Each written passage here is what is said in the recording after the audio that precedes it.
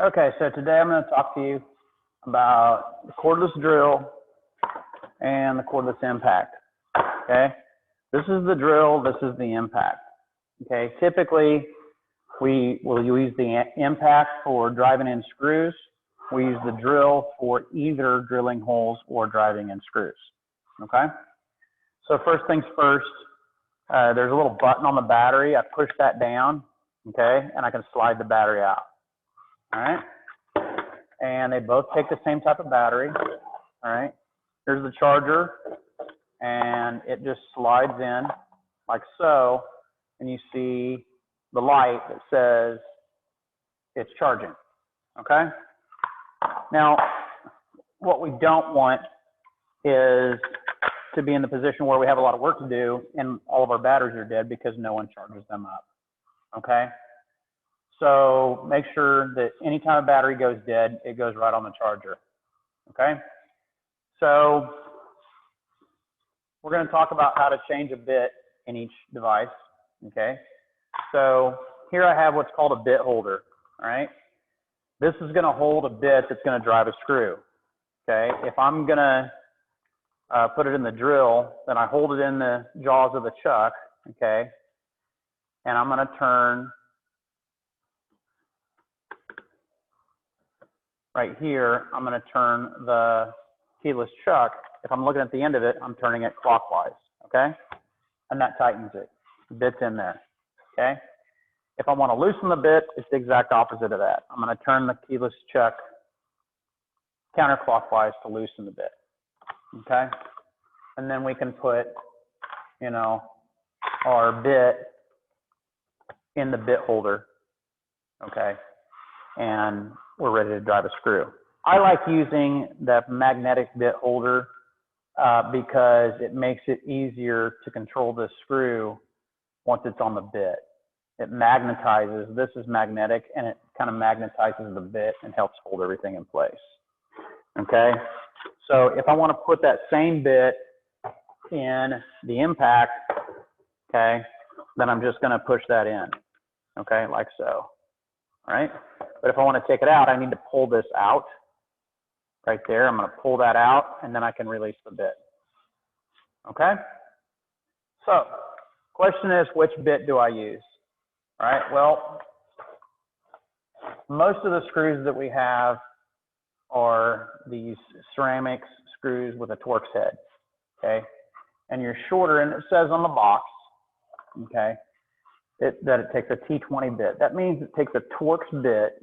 A T20 is a Torx bit size 20, okay?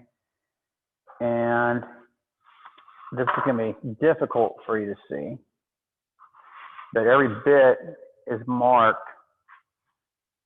Yeah, you can't see that. T20, okay? And it fits in the bit with no slippage, okay? So, in terms of which screw to use, well, and kids ask me that all the time. What screw do I use? Well, I want to use a screw that's going to go into the, if I need to screw like this board to this one, I want to make sure it goes through the first board into the second one without coming through the other side, okay? So that screw is a little bit short. This is a 1 1/4 inch screw. You know, my next size up is a 1 5/8, and that's going to probably be just a little bit too long, okay? So we're going to use this screw. So a couple things. What I'm going to do, I'm going to show you what would happen, or try to. Okay. If I were to, you got to be careful that you don't put it in a screw like too close to the edge, okay? If you do that, there's a good likelihood that this is going to split.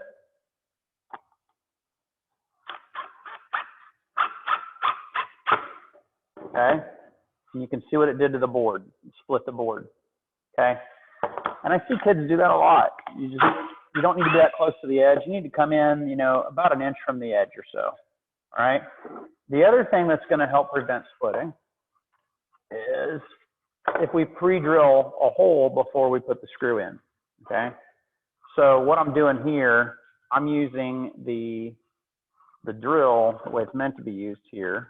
I'm going to put a drill bit in, and when I pick out my bit, okay, I'm choosing a bit that is like, it's just a little bit smaller than the threads on the screw. Okay, I want to remove most of the wood, but the threads need to have something to grip onto. So the size of the drill bit is a little bit smaller than the threads on the screw. Okay, so I can pre-drill a hole.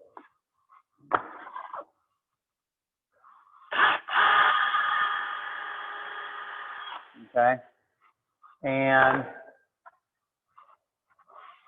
my chances of splitting are much less.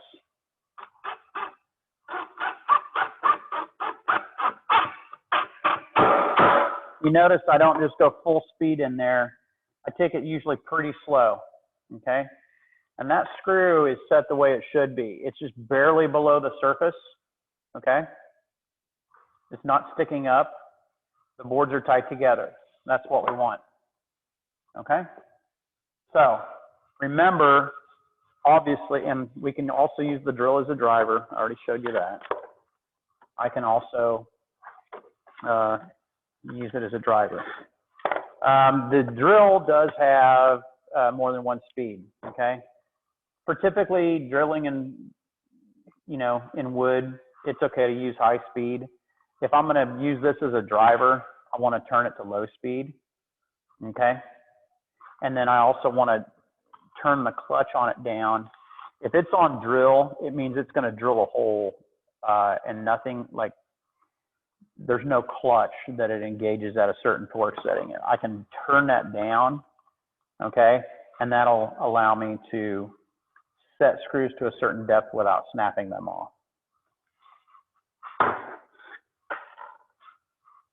Well, that's about it.